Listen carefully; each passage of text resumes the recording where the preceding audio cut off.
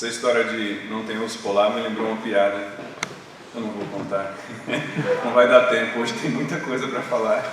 E o pastor Tiago é grande, né? Não quero tomar o tempo dele, não. Mas uma bênção estar com os irmãos mais uma vez. Para mim, isso aqui é uma segunda lua de mel, né? Sabe que vocês devem ser muito gratos a Deus pelo tempo que vocês estão aqui no seminário. Se eu pudesse, se o Anderson de hoje, está na modinha falar isso, né? Se o Anderson de hoje pudesse dar um conselho para o Anderson de 99, eu diria: não perca tempo com besteira, segue as regras sem questionar e aproveita, né? Tem gente para cuidar de você aqui, porque lá fora não tem, lá você se cuida e cuida dos outros ainda, né? Quem está à frente, como diz a Bíblia, há de receber maior juízo, maior julgamento. Mas como se faz um missionário? Nós falamos um pouco sobre isso ontem. Queria falar um pouquinho sobre mim nesse sentido, sendo que ontem falamos um pouco sobre a conversão. Como foi a minha convicção de ministério? No caso de pastor local, não se costuma falar muito em chamado, né? Não sei, mas parece que fala mais sobre dom. Não faz muita diferença, o fato é que é o que o Senhor nos tem feito, chamado para servir como pastor ou como missionário. Como eu disse ontem, eu pensei que esse negócio de ser pastor era uma dinastia. Você tinha que ser filho de pastor, neto de pastor, e aí você era o próximo da dinastia, né? E assim estava na minha cabeça. Eu era novo convertido em 96, a minha conversão foi em 96, e eu acho que no ano seguinte, 97, não tenho certeza, era Dia dos Namorados, então era na véspera do Dia dos Namorados ali. O pastor Eduardo e o pastor Sean foi para Barueri, eu acho que foi o pastor Eduardo que pregou. Eu tinha muitas coisas na cabeça naquele dia, um adolescente todo animadinho, né, que o pastor abriu possibilidade para os jovens convidarem outros jovens para o banquete, e eu já aproveitei e convidei uma jovem lá para sentar comigo. Mas naquele dia, a pregação, por incrível que pareça, num Dia dos Namorados, a pregação entrou nessa questão do serviço, né? Aquela questão de por que não servir a Deus, né? Por que você não servir a Deus? E até foi mencionado a questão de pastor, missionário, ministério. E eu falei: olha, legal tudo isso, mas não sou da dinastia, né? Não tem como. Então depois a gente conheceu o seminário aqui e acabou que eu vim dos 7 que estavam indicando que vinham. Aí eu fui o único que realmente falou: eu vou. Depois um jovem que nem estava naquele dia decidiu vir também. E mais uma jovem que eu não sei se ela estava, eu acho que ela estava naquela Kombi, né? Na Kombi dos pequenos missionários, né? Dos pequenos chamados. Mas eu vim para cá sem saber exatamente o que seria, se seria pastor, se seria missionário. Eu também não tinha essa convicção, como o pastor também mencionou ontem. Mas uma coisa me assombrava, basicamente foi como Deus usou para me trazer para entregar integralmente ao ministério. Se um dia Deus perguntasse: por que você não me serviu? Por que você não foi me servir como pastor ou missionário? Qual seria a resposta que você daria para ele? Eu perguntei para mim mesmo. E eu não tinha uma resposta para dar. E talvez a pergunta fosse: o que de melhor você poderia fazer com a sua vida? Para isso também eu não tinha uma resposta. Outras pessoas ficariam bem com isso, mas uma pessoa chamada não fica. Ela fica agonizando com isso até o ponto que ela vai. Então para mim foi assim. Foi uma coisa muito pessoal, muito particular, muito simples também, né? De certa forma. Então nós eu cheguei aqui em 99, e ouvindo conferências, pregações e tudo. Eu nunca tive muita pressa para definir isso. Eu orava e pensava sobre isso. Então fui começando a conhecer missionários pelo projeto Ebenezer e missionários que vinham aqui davam o seu testemunho.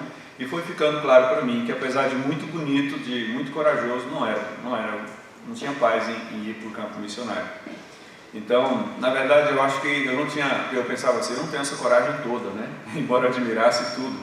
Não foi como Deus trabalhou na minha vida. Então depois fui vendo mais e cada dia me identificando com o ministério pastoral. Embora sensível a missões, eu pensava mais sobre o ministério de pastor.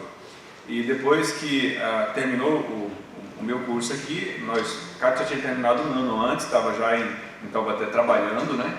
Ela trabalhava lá, eu trabalhava aqui. Depois nós nos casamos, tivemos acho que uma semana de lua de mel, mais ou menos, né? E depois nós fomos convidados até antes de terminar o curso para ir lá para Brasília, para o Recanto das Emas. E aí nós chegamos lá em 31 de janeiro de 2004. Eu tinha exatamente todinhos completados 23 anos. 23 anos, recém-casado e recém-tudo, né? Então nossa vida foi muito reguladinha. Foi um ano de namoro, noivado, um ano de namoro, de noivado, casamento, um ano de casamento. O que vem depois? Filhos. O ministério entrou por aí também, né? Mas um ano de casamento, filhos. E aí ela falou assim para mim: olha, estou pensando, acho que a gente já podia ter nossos filhos, né? Nós decidimos na sala de namoro que iam ser 2. No tempo de namoro nós decidimos que seriam 2. O quê? Isso, né? Não, eu não entendi. Era para ser mais, ele só falou dos nomes dos 2. Ah, sim. Nós decidimos que seriam 2 e seria seria Abigail e Caleb. Abigail e Caleb. E aí foi. Depois, Kátia, nós chegamos lá na igreja, nós conhecemos um Caleb. E aí nós falamos: não vai ser Caleb não. Caleb não. Então mudou para Gabriel. Então nós estávamos aqui no mestrado com o professor, acho que Steve Sandberg, aquele que tinha tatuagem, que teve um acidente, lembra dele, né, pastor?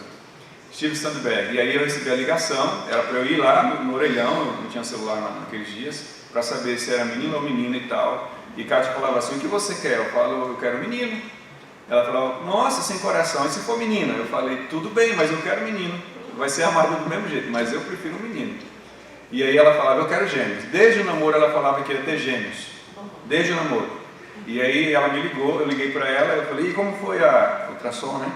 Como foi o ultrassom? Ah, deu tudo certo. E eu falei: e o que é? Ela falou: o que você acha? Eu falei: menino. E tinha uns maconheiros em volta do orelhão, fumando maconha, e eu olhei todo cismado, né? E aí ela falou: é menino. E os maconheiros ficaram assim, mais doidos que eles, né, na roda. É menino, aquela coisa. Ela falou: e menina também. Eu falei: o quê? Menina também, é menina e menina. Ah, irmãos, aí é nuvem, aí é flutuando, e eu não sei mais o que foi ensinar, não sei de mais nada, eu só sei que eu queria chegar em casa e me preparar para aquele momento grande. Então foi assim, tudo muito rápido, tudo muito claro, mas eu orava especificamente, sempre orei especificamente. Eu não estou dizendo que todo mundo tem que fazer assim, mas era como funcionava a minha mente e a minha devoção com Deus. Deus, eu tenho a intenção de fazer assim, estou pensando, se eu estiver errado, me corrija, me mostra assim, até tal dia. E Deus mostrou, na sua misericórdia, Ele lidava comigo com 20 anos, 19, 20, 21, 22, 23, depois amadureci e já não orava mais daquele jeito assim, tão atrevido, né? Mas era como Deus trabalhava comigo. Deus tem paciência, Ele lida com a gente, com a idade que a gente tem, com a maturidade que a gente tem, e hoje também a mensagem é sobre isso. Que ontem nós falamos sobre a dinâmica da grande comissão, e primeiro começamos falando sobre como Deus faz um missionário, de que material ele é feito. E nós vimos que Deus primeiro, o Senhor Jesus pega aqueles meninos, aqueles rapazes, aqueles jovens, e passa para ele o que ele tem no coração, passa para eles a visão deles, o sintoma que ele tinha no coração em ver aquelas pessoas perdidas, a compaixão, né? E o Senhor também dá uma ordem clara para eles rogar para que Deus mande trabalhadores para a seara. Basicamente Cristo está colocando o que tem nele nos discípulos ali, de certa forma. Hoje a gente vai falar mais sobre tirar. Cristo vai basicamente tirar aquilo que está neles. E quando a gente olha aqui Mateus capítulo 10, vamos abrir para lá. Mateus capítulo 10, agora são 9h19, eu acho que eu comecei umas 9h10, não foi? Por aí? Foi, pastor? 9h19. Vamos ver até que hora abre o buraco aqui embaixo. Mateus capítulo 10.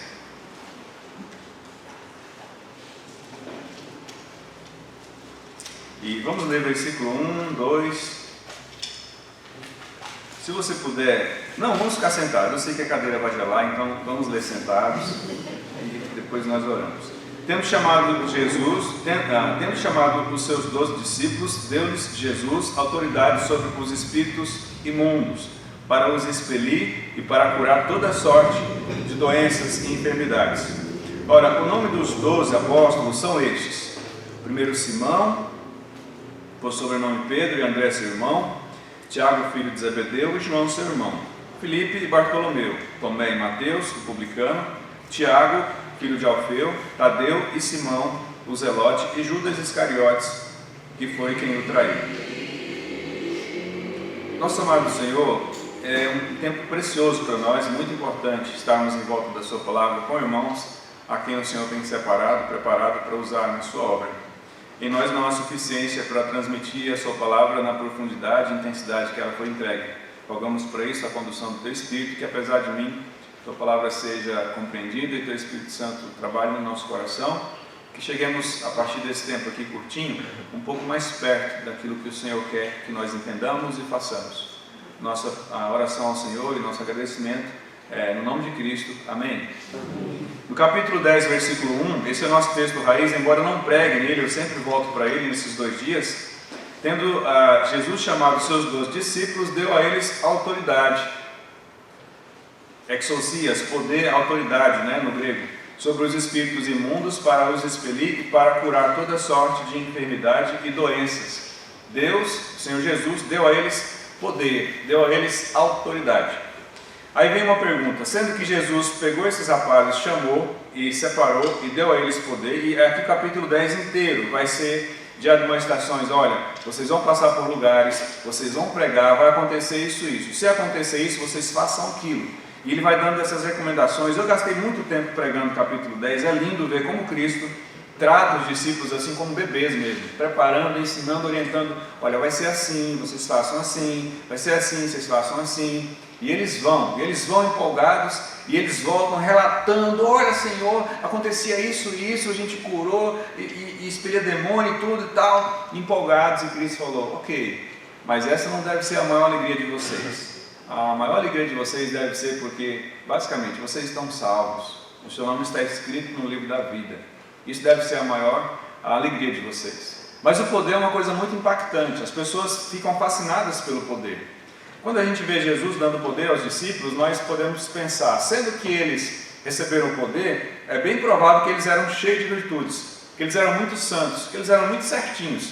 Porque se eu, que sou um batista regular, salvo, batizado, convertido, consagrado, não sei o que, não tenho todo esse poder, quem sabe um dia, Mas por enquanto não, porque esses caras aqui, eles eram muito santos, eles eram muito perfeitinhos, muito certinhos. Quem sabe um dia, Quem sabe um dia a gente chega lá.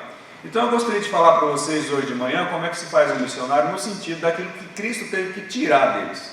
Aquilo que eles tinham de ruim, e não era pouca coisa.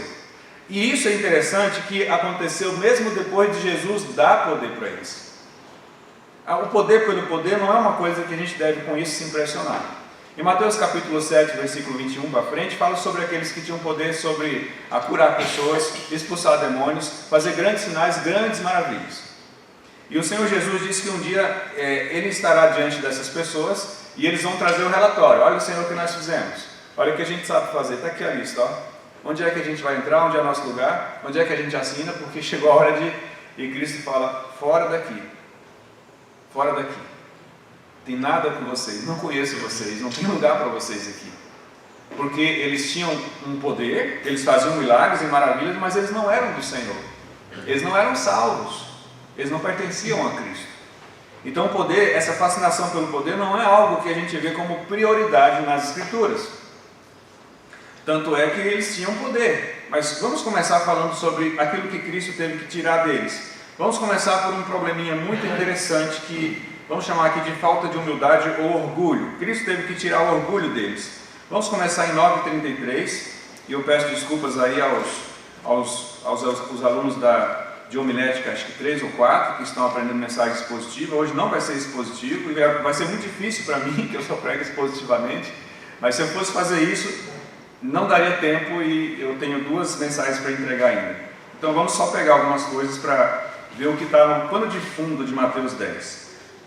Os evangelhos falam sobre isso, mas nós vamos pegar o de Marcos, que é mais condensado para aquilo que a gente quer. Marcos 9, versículo 33. Como eram os discípulos em relação ao seu orgulho?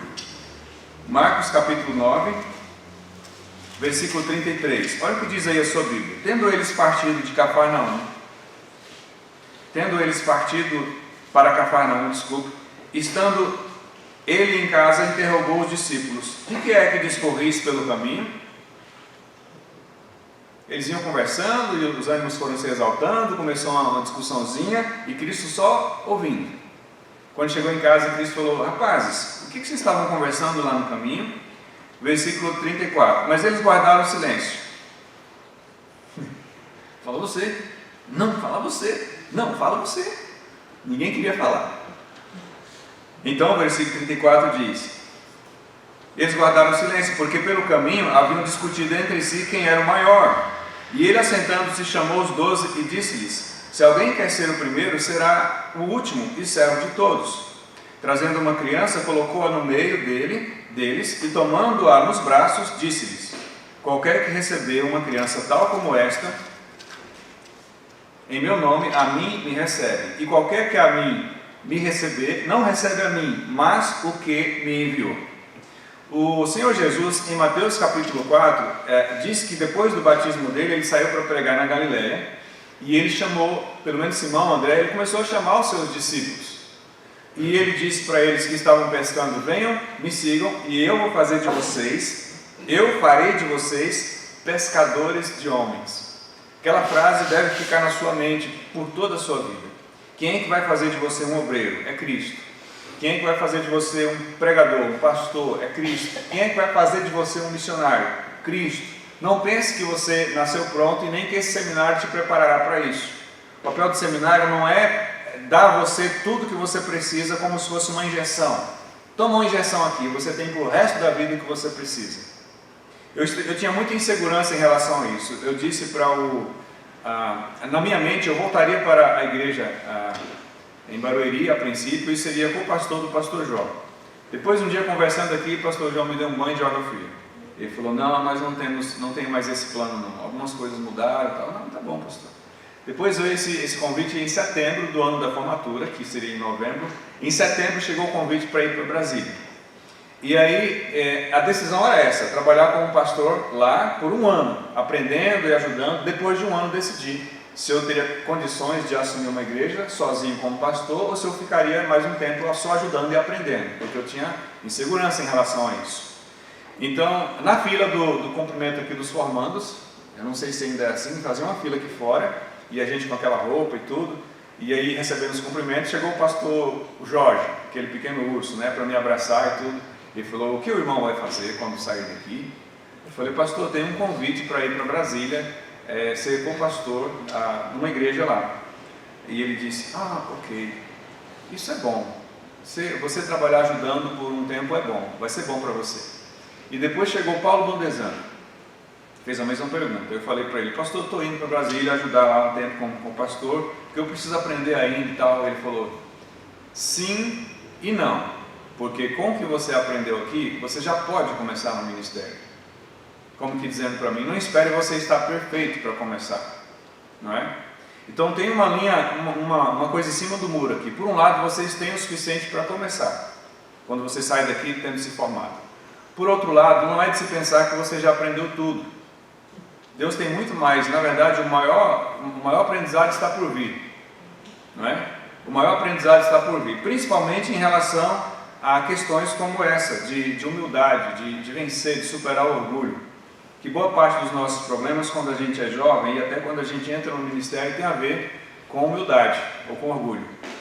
Tem uma coisa que a gente tem que lutar contra isso. Se às vezes as coisas que a gente passa, por exemplo, no seminário, a gente não vê muita utilidade nelas, elas têm utilidade para nos ensinar a ser humilde. E essa é uma coisa difícil, uma lição que a gente carrega para a vida toda, tentando aprender a ser menos orgulhoso. Não vou dizer ser humilde, mas ser menos orgulhoso, né? Como aquele jovem a quem você pergunta: você é humilde? Sim, graças a Deus, eu sou humilde. Tenho orgulho da minha humildade, né? Então, não, ninguém é humilde, é uma luta constante, estamos sempre aprendendo a ser humilde, né? Mas aqui, nesse texto, fala que eles estavam discutindo lá quem era o maior. Eu sou o maior. Não, sou eu o maior. E Cristo vai dar essa lição para eles. E diz sobre uma criancinha: olha, vocês precisam aprender com essa criança. Eles tinham muita paciência com criança, não? Lembra que eles até expulsaram uma criança daquela reunião? Eles acharam que era uma importunação, a criança tinha que ficar meio que de lado. Em outra situação, a mãe dos filhos de Zebedeu chega e ela fala: Senhor, eu estou pensando aqui, eu não sei quem dos dois. E Cristo fala: o que, mulher? Fala. Ela diz: porque tem Tiaguinho aqui, eu não sei quem dos meus meninos vai ficar na sua direita ou na sua esquerda, mas o senhor decide, tá? Mas está aqui os dois, o senhor decide quem vai na esquerda, o senhor decide quem vai na direita. E o Senhor responde o que para ela? Será que eles podem beber do meu cálice? Quem é que ficava à direita? À direita era o lugar de Cristo, né? Ele está à destra de Deus. E ela queria só isso, que no reino um dos seus filhos ficasse à direita, quer dizer, ficasse no lugar que é de Cristo, na verdade. E aí Cristo falou, eles vão morrer na cruz também? E os dois ainda falam assim, mas podemos beber desse cálice, a gente pode beber desse cálice. E Cristo fala, um dia vocês vão beber um cálice, né? E a gente sabe que depois eles foram martirizados, começando por Tiago, né? No capítulo 12 do livro de Atos. Mas no capítulo 20 de Mateus, vamos olhar lá. Mateus capítulo 20. Aqui a gente falou só da discussão sobre eles, e Mateus capítulo 20 fala sobre a mãe pedindo um lugar especial para esses seus dois filhos, e a gente pensa muito que o problema estava restrito ali entre os dois filhos dela, ou entre ela e os seus dois filhos. Mas em Mateus capítulo 20, versículo 24, a gente vê que não era só dela e dos meninos o problema. Olha o versículo 24. E ouvindo isto, os 10 indignaram-se contra os dois irmãos. Quantos discípulos apóstolos eram? 12. Quantos estavam discutindo sobre o lugar à direita e à esquerda de Jesus? 2. E os outros 10 ficaram como? Indignados, porque eles também queriam aquele lugar. Por que vocês? Por que não nós? Qual é o critério? Não é? Seria bom se a gente não tivesse esse relato aqui, mas o texto diz que os 10 também estavam brigando por aquela posição. Então Jesus, ele chama e ele dá uma orientação para eles, dá uma lição para eles. No versículo 26 ele diz, não é assim entre vós, pelo contrário, quem quiser tornar-se grande entre vós, será esse o que vos sirva. Será esse o que vos sirva. E quem quiser ser o primeiro entre vós, será vosso servo, tal como o Filho do Homem, que não veio para ser servido, mas para servir e dar sua vida em resgate por muitos. Tem coisas que acontecem no ministério que eu realmente não esqueço. A minha memória ela é razoável, então, por uma questão física, mas também é coisas que me marcam. Uma vez teve um evento na igreja, tinha uma adolescente de 12 anos, que veio na minha direção, ela falou assim, pastor, eu falei, sim filha, ela falou, derramaram suco ali. Derramaram suco ali, como que dizendo, né? Limpa lá. Vai acontecer isso, sabia? Muitas vezes vai acontecer isso. Alguém vai chegar para você, o pastor da igreja ou o missionário, vai dizer, olha, acabou o papel higiênico. Derramaram suco ali. O menino vomitou. O bêbado entrou na igreja. Às vezes o pastor tem que tirar o bêbado da igreja. Você tem diáconos.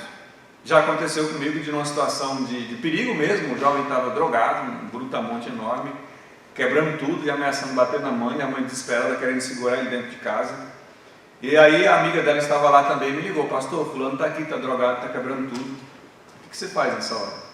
Ô irmão, vou orar por vocês aí, tá? Deus abençoe. Vamos orar por vocês aqui. Fui na casa do diácono, irmão, vamos ali comigo? E ele falou, ô pastor, estou meio enrolado. Ele falou, não, estou precisando de você para ir numa casa, a situação que está acontecendo ali na casa de minha irmã, ainda não falei o que era. Ele disse, é porque fulana falou o nome da esposa, ela está sem chave. E aí tem que esperar ela chegar e tal. E na hora, eu falei, tá, tchau. Fui embora sozinho. Passei no batalhão da polícia, a policial falou, a viatura está em ronda. Não tem nenhuma viatura aqui. Eu falei, tá bom, já entendi, vou lá. Eu cheguei lá, entrei, tentando conversar, tentando segurar ele agressivo, mandando ele embora e tal. E quando nós estávamos lá, pela graça de Deus, chegou a viatura.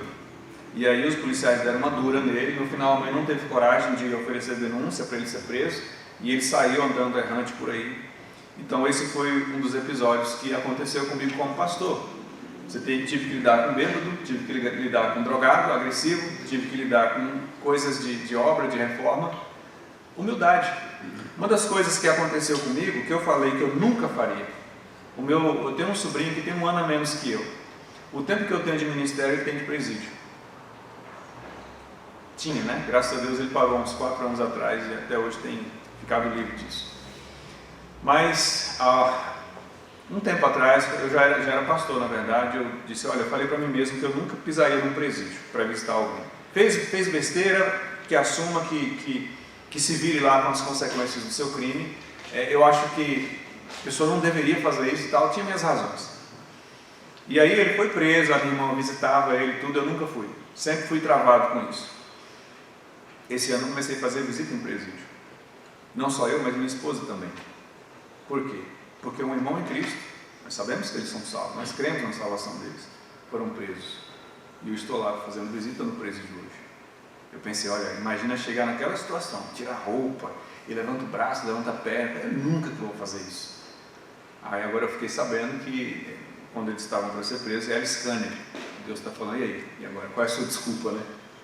Então tá lá, irmãos, roupa branca, havaiana, tudo branco, cueca branca, calça branca, camisa branca, chinelo branco.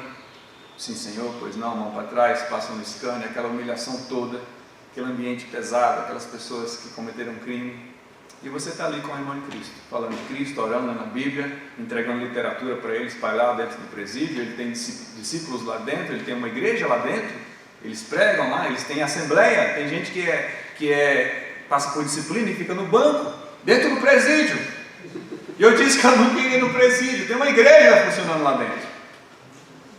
Então Deus faz isso com a gente, Ele tira orgulho da gente, Ele faz a gente voltar atrás daquilo que a gente disse que nunca faria, que nunca isso, nunca aquilo. Então o que eu diria para vocês hoje, dentro das possibilidades, evite o máximo possível a escrever coisas nas pedras. Fale só o essencial, não tome decisões drásticas das quais no futuro você pode se envergonhar.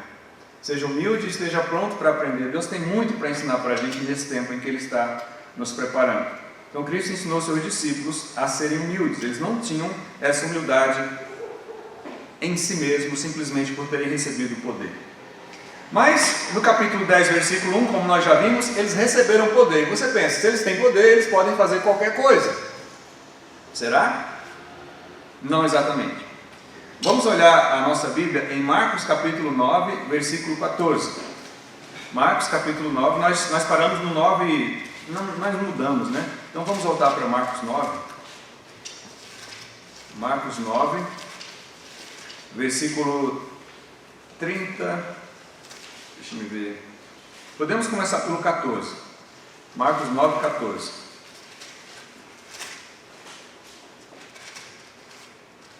Quando eles se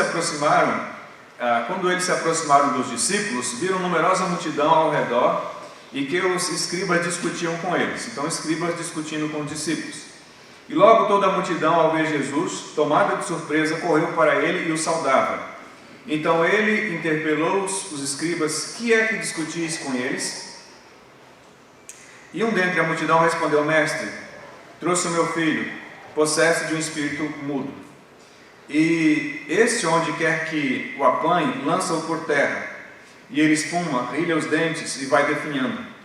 Roguei a teus discípulos que o expelissem, e eles não puderam. Então Jesus lhes disse: ó geração incrédula, até quando estarei convosco? Até quando vos sofrerei? Trazei-me. Imagina que cena triste. Esse menino tinha os dentes todo quebrados. Os dentes dele eram todos espedaçados, trincados, faltava um pedaço. Ele tinha muitas cicatrizes porque ele era jogado no chão, ele batia a cabeça, ele quebrava o braço, ele se machucava. Além disso, ele tinha queimaduras, sinais de queimadura pelo corpo. O demônio jogava ele no fogo, o pai corria, tirava. De repente o pai descuidava, o demônio jogava ele na água, no rio, no lago, no mar. O pai corria e tirava ele de lá. Ele ficava o tempo inteiro vigiando esse menino. Você pode pensar, as facas eram escondidas, foices, machados, tudo escondido. Porque esse menino era uma criança, mas era endemoniada, e o demônio fazia o que queria com ele. Imagina o sofrimento de um pai. Se você tivesse um filho assim, até onde você iria? E os discípulos receberam a visita desse pai desesperado, e ele disse: ajuda meu filho. E eles não puderam fazer nada. Eles tinham poder. No capítulo 10 eles receberam poder, mas eles não puderam fazer nada para ajudar. Então o Senhor fala: ó geração incrédula. Ele está falando isso com os seus discípulos. Pastor, mas será que aqui não eram aqueles discípulos que tinha também aqueles 70, tinha outros que seguiam? Não, eram os discípulos 12 mesmo, porque estamos em Marcos 9, um pouquinho à frente tem a discussão por quem era o maior. Lembra? A gente acabou de ler. São eles mesmos, é a turmona lá, os 12. Nós chamamos de colégio apostólico. Então Jesus dá essa expressão tão dura em relação a eles: ó geração incrédula, até quando eu vou ter que passar por isso com vocês? Então ele pergunta ao pai do menino: se você crê, se você acredita, versículo 19. Ele diz assim: então Jesus lhe disse: ó geração incrédula, até quando estarei convosco? Até quando vos sofrerei? E ele pergunta ao pai do menino, versículo 21, há quanto tempo isso lhe sucede? Ele disse: desde a infância. E versículo 22, e muitas vezes o tem lançado no fogo, na água para o matar, mas se tu podes alguma coisa, tem compaixão de nós, ajuda-nos. Olha o efeito da falta de poder dos apóstolos, discípulos, na vida desse homem. Ele chegou para Jesus e falou: eles não puderam, mas se o Senhor puder, é óbvio que Cristo podia. Mas os discípulos tiraram todo o ânimo desse homem, tiraram toda a esperança, a expectativa dele, porque ele chegou para Jesus e falou: pelo jeito ninguém pode, o Senhor pode? E aí Cristo responde para ele, e Cristo faz pensar. Cristo faz uma pergunta para ele que tem a seguinte conotação: por que você mesmo não faz isso? Mas ele fala assim: você crê? Talvez o pai tenha se questionado sobre isso. Já pensou a impotência de um pai ver um filho naquela situação e ele não poder fazer nada?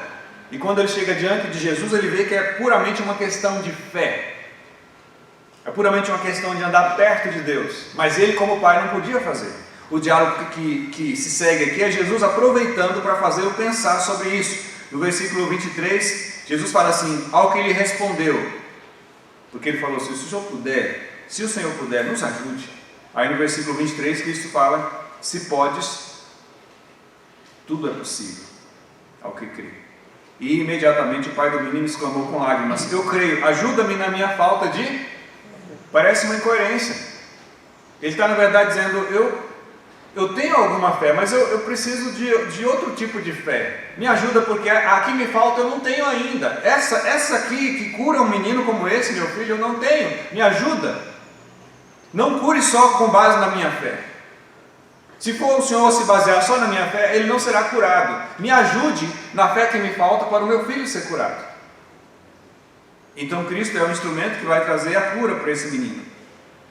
E aí, quando nós continuamos, nós chegamos no versículo que já lemos, 33 em diante, o debate por saber quem é o maior. Então, qual é a situação? Eles têm o poder, mas eles não têm a humildade que precede o poder. Uma pessoa poderosa, mas orgulhosa, não é usada por Deus. Uma pessoa que tem poder, mas não tem humildade, não é usada por Deus. Há muitas pessoas na igreja que estão preocupadas em ser celebridade, eles querem ser seguidos. Tem muitas pessoas na igreja que querem ser autoridade, eles querem ser temidos. Mas são poucos na igreja que têm humildade para servir. Para servir. Essa é a lição mais difícil que a gente pode aprender, é servir, ser humilde para servir uns aos outros. Então eles tinham esse problema, eles tinham um problema de falta de poder, embora o poder tivesse sido dado para eles, eles não tinham humildade que é necessária para exercer o poder. Um outro problema que eles têm, irmãos, vai aparecer em Mateus capítulo 14.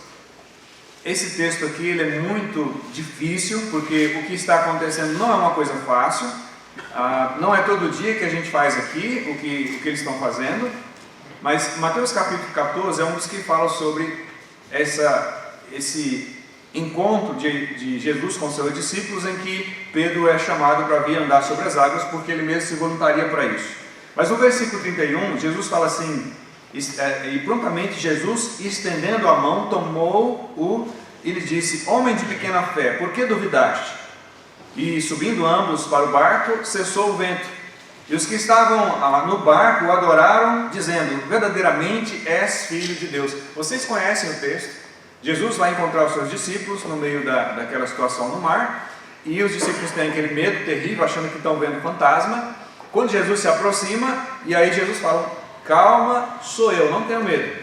E Pedro, lógico, Pedro, né? Pedro é Pedro. Eu posso encontrar o Senhor? Imagina, pescou a vida inteira, nasceu dentro d'água, pescador. Eu imagino que Pedro ali no meio do mar pescando, passou muitas vezes na cabeça dele: como seria bom, jogou aquela pedrinha, já viu? Joga a pedrinha, ela vai quicando. Como seria bom andar em cima das águas, né? Ah, deve ser bom demais, igual uma canoa assim, tal. Aí um dia chega Jesus andando em cima da água, e ele fala: é agora, posso ir aí? E Jesus fala: vem. E ele vai. De repente o servo diz: ô Pedro, você está andando em cima da água, seu corpo é sólido, massa sólida, você está em cima da água. Olha o vento, olha a força do vento. Então ele olha, a Bíblia diz que ele olhou, né? Ele sentiu a força do vento e tudo, ele falou: peraí, alguma coisa não, a lei da física aqui não está sendo respeitada. Começou a afundar. Basicamente porque ele tirou os olhos de Cristo. Tem muitas aplicações para isso, vocês podem imaginar. Mas um dos problemas dos discípulos era falta de fé. Isso está claro, não somente nesse texto, mas em outros textos também.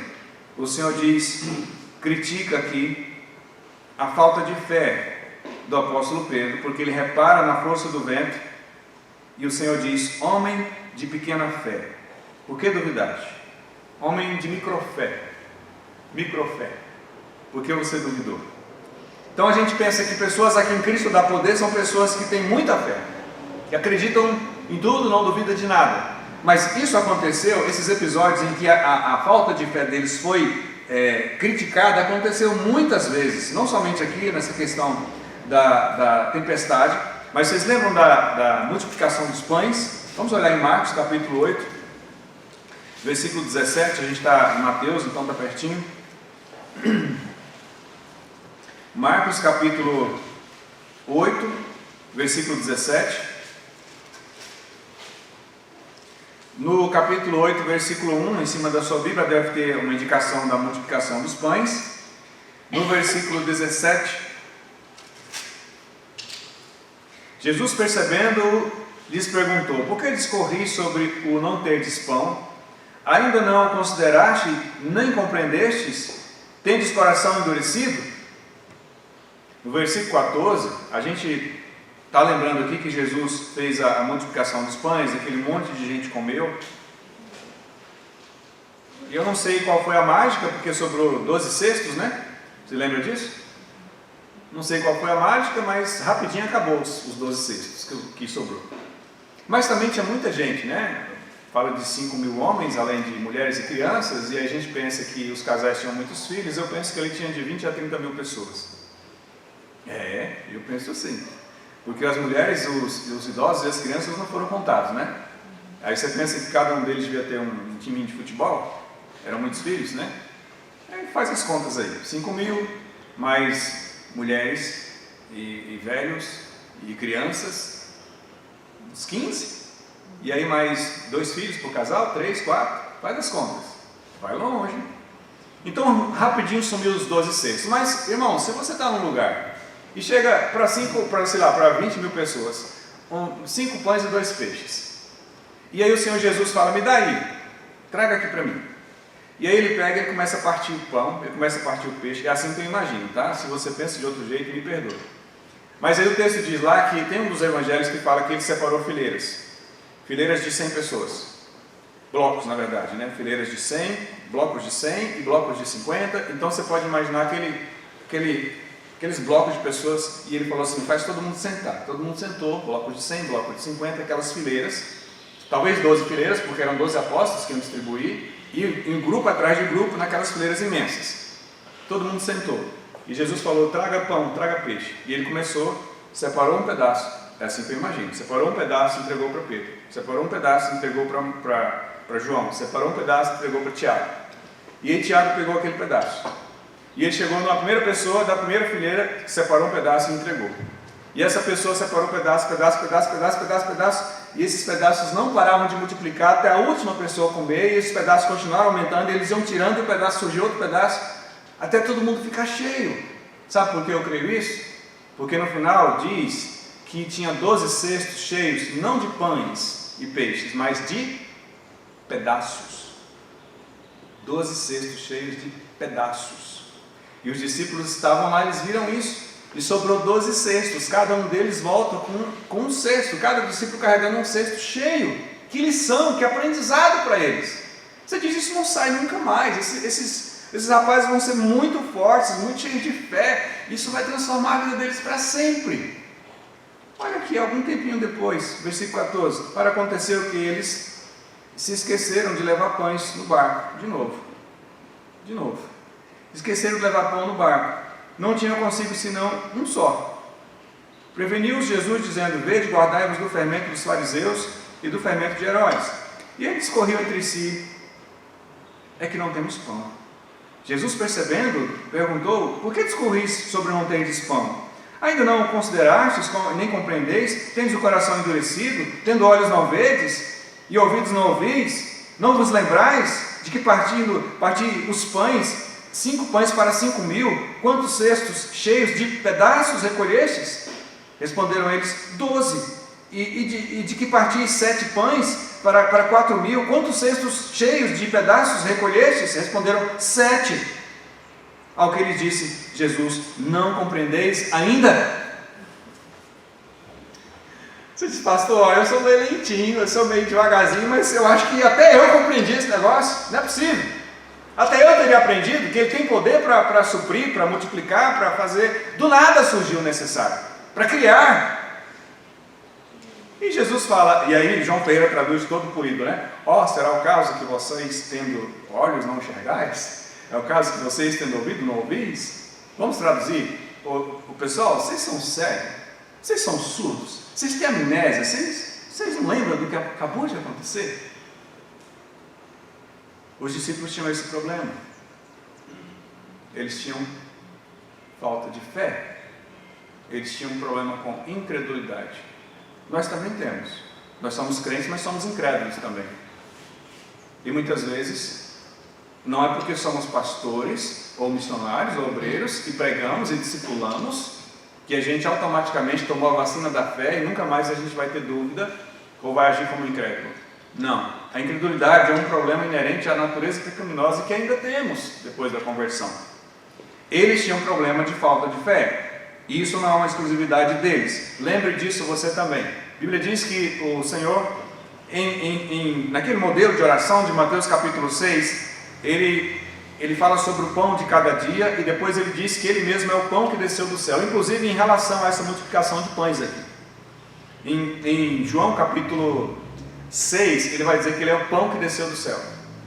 Então ele se compara com um pão. Quantos de vocês comeram pão ontem no café da manhã? Quantos comeram pão hoje? E quantos vão comer pão amanhã?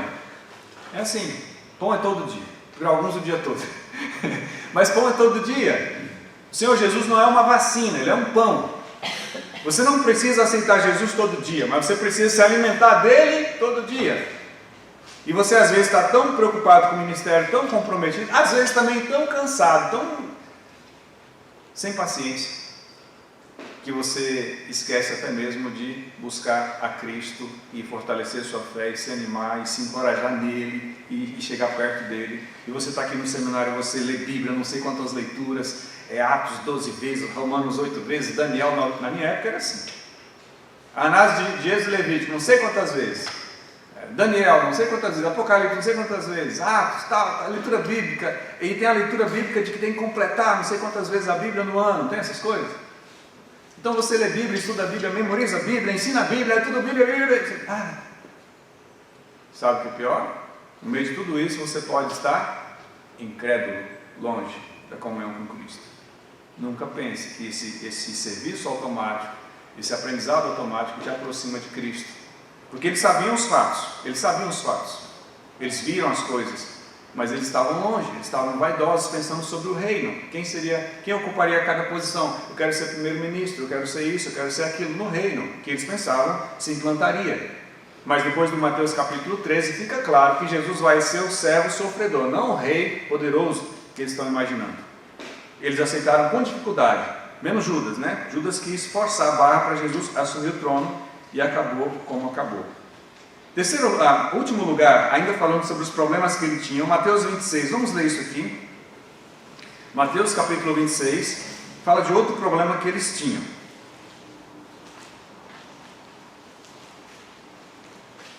Finalzinho do Evangelho de Mateus, capítulo 26, versículo 55.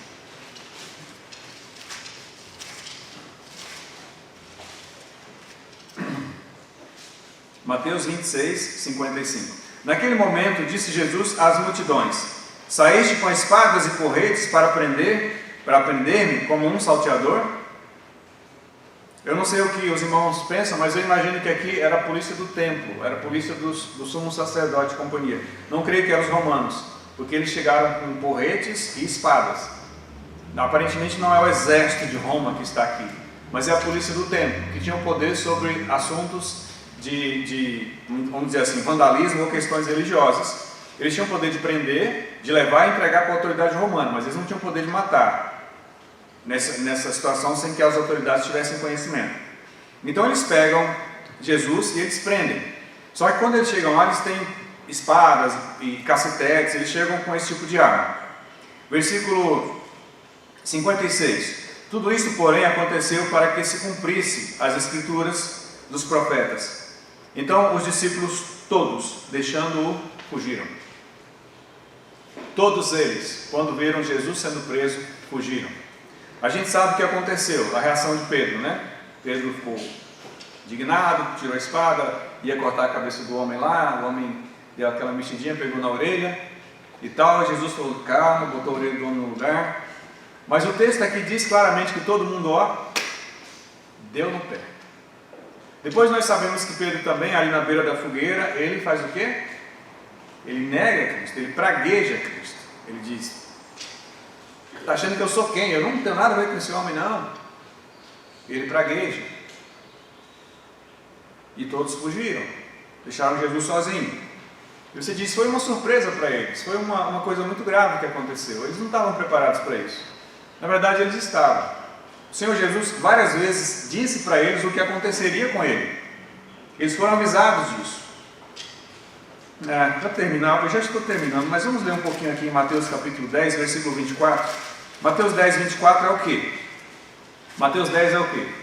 A grande comissão. Cristo, na verdade, Cristo está dando a missão para eles ali, dando poder, dando orientações, e no dia da orientação, no primeiro dia de ministério apostólico, ele deu para eles esse tipo de orientação, prevendo para eles o que aconteceria. Versículo 24. O discípulo não está acima do seu mestre, nem o servo acima do seu senhor. Basta ao discípulo ser como seu mestre, e o servo como seu senhor. Se chamaram Beelzebu ao dono da casa, quanto mais aos seus domésticos. Portanto, não os temais, pois nada há encoberto que não venha a ser revelado, nem oculto que não venha a ser conhecido. Versículo 28. Não temais os que matam o corpo e não podem matar a alma, temei antes aquele que pode fazer perecer no inferno tanto a alma quanto o corpo. Cristo está dizendo, eles podem até mesmo tirar a vida de vocês, mas não tenham medo. Cristo avisou para eles. Versículo 30. E quanto a vós outros, até os cabelos da cabeça estão contados. 32. Portanto, todo aquele que me confessar diante dos homens, também eu confessarei diante do meu Pai que está nos céus. Eles foram avisados sobre perseguição, sobre prisão, sobre morte. Cristo disse, não temam, eles podem fazer alguma coisa com o corpo de vocês, mas não com a alma de vocês. Só que uma coisa é ouvir aquilo e como você está no instante que você ouve.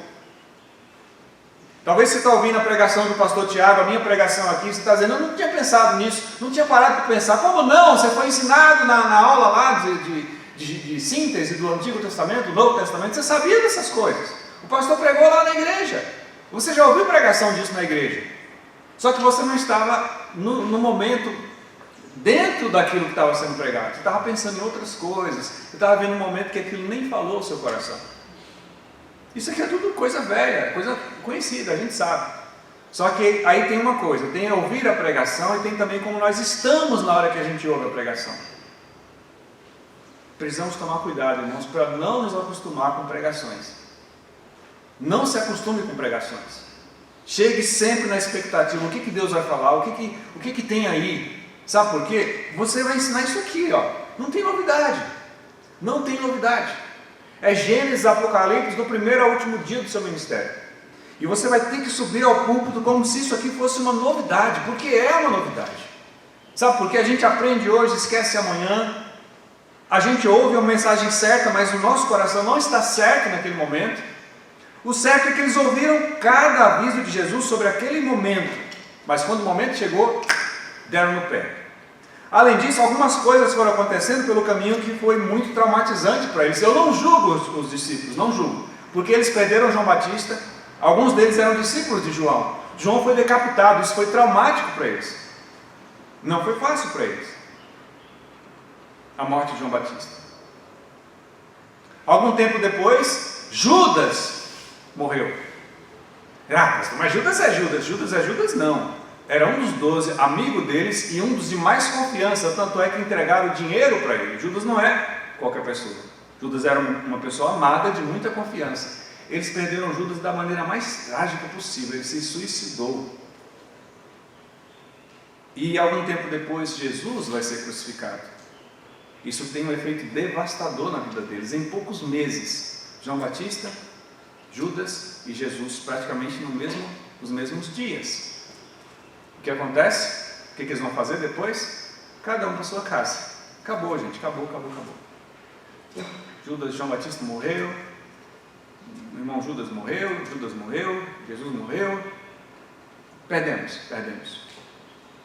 E o texto fala lá que Pedro falou assim: vou pescar. Mas Pedro sem vergonha, né? Não bastou negar Jesus, ainda volta para o barco assim que a coisa acontece. Vou pescar. Mas o texto continua dizendo: todos foram com ele. Todos foram com ele. Mateus 21, João 21.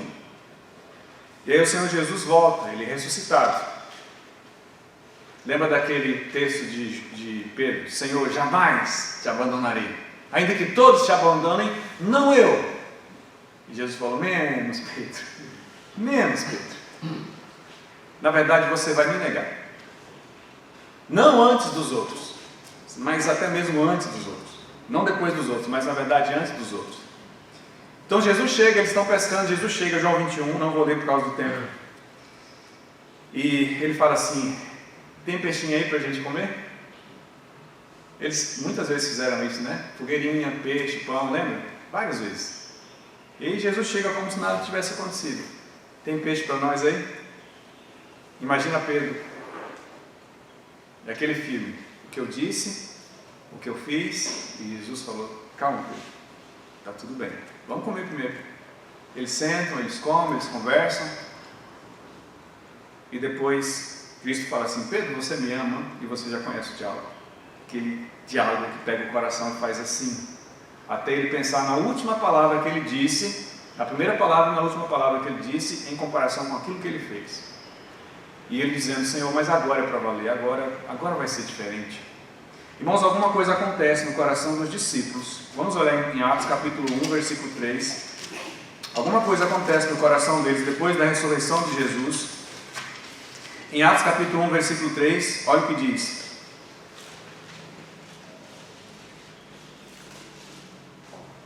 e a estes também, depois de ter padecido, se apresentou vivo com muitas provas incontestáveis, aparecendo-lhes durante 40 dias e falando das coisas concernentes ao reino de Deus.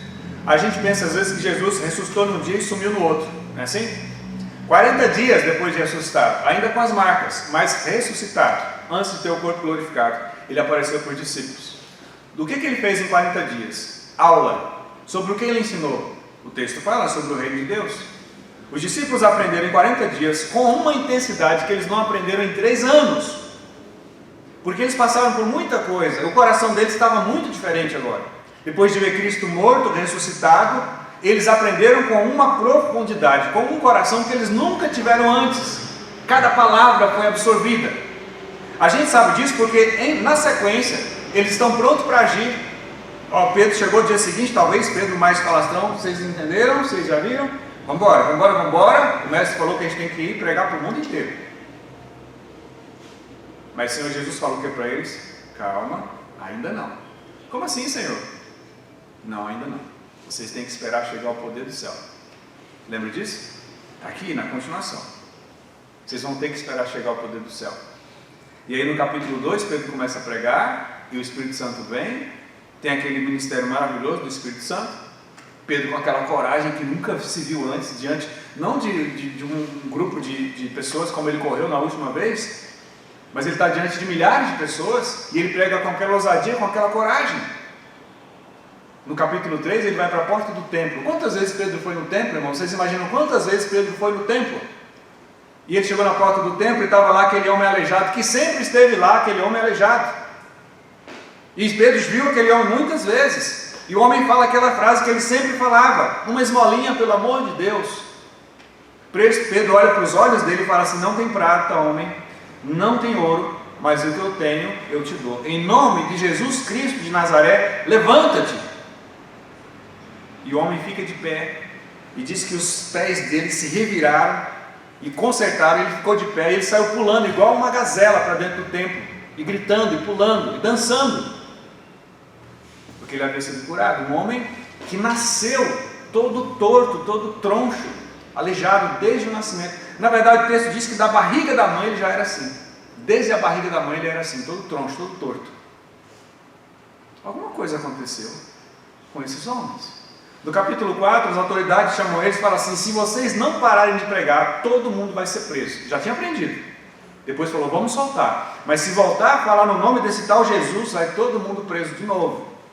Pedro fala o quê? Não dá.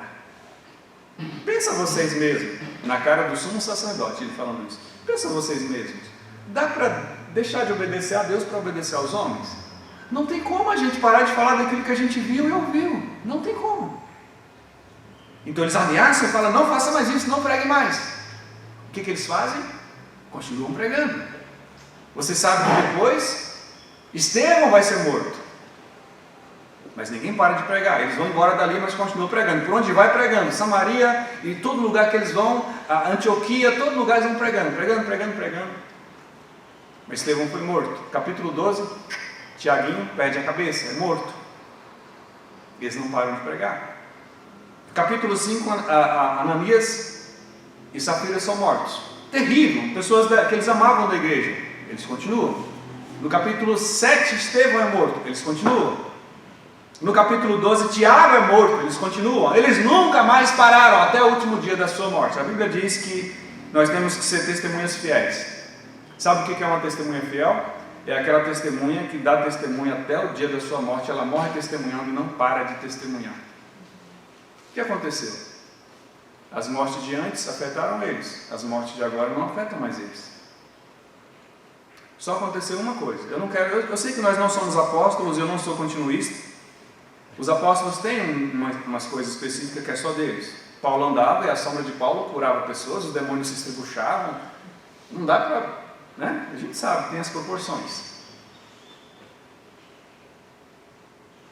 Mas tem uma coisa aqui no versículo 8 de Atos 1, que vocês conhecem.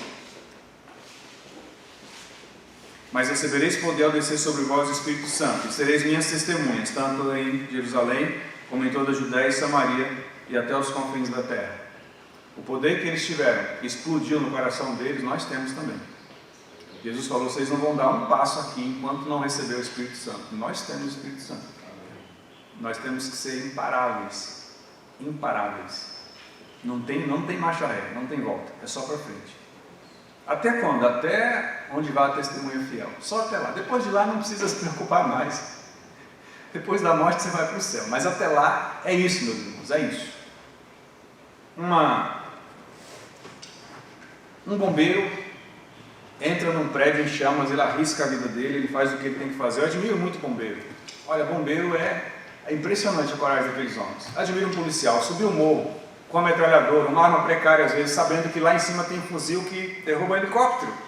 E os policiais sobem o morro sem saber se volta. Todo dia, tchau querida, beijo os filhos, sem saber se volta. Eu admiro muito os policiais. Eu admiro os médicos, 8 horas de pé, com bisturis ali, cortando coisas tão pequenas. Tem hora que eles ficam tão cansados que a enfermeira segura um braço aqui, a outra segura o braço aqui, ele fica lá tremendo as pernas. Ele não para até terminar a cirurgia. 8 horas, 10 horas, 12 horas de cirurgia. Eu admiro muito os médicos. Os enfermeiros também.